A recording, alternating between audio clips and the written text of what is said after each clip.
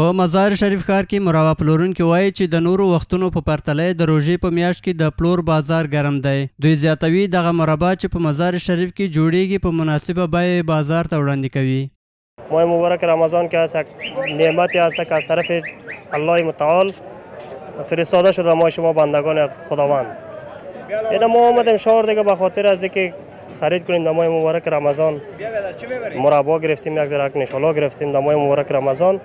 بسیار یک چیز خوبی است. این مربا چیزی است که یک چیز قوی است، یک چیزی است که دست سر شام خورده میشه، پس شام خورده میشه، در افطار هم خورده میشه. ایرا مردم به خاطر خانه قوم خویش خود میبره، به خاطر این کسایی که نامزاد است به خاطر این خانه نامزاد خود میبره. له دې سره ځینې مربا پلورونکي وایي چې د دوی تولیدات د مزار شریف ښار سربیره په نورو ولایتونو کې هم ډیر پیرودونکي لري.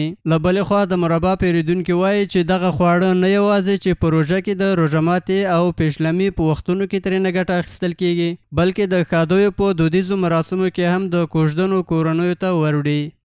کاروبار ما خوب است که فهمیدی یک ماه رمضان است، مربا و نشالا در ماه رمضان است، فهمیدی دیگه وقت هم است تو نمیخره دیگه.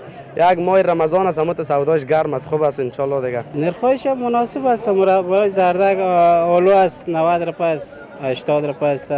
یا مردش سیب هم مقص 80 90 است، نشالا است 90 روپیه است، زردک 80 روپیه نمین نرخ سودا میشه. اینا را دیگه شیرینی باب است، فهمیدیم به خاطر که شیرین است.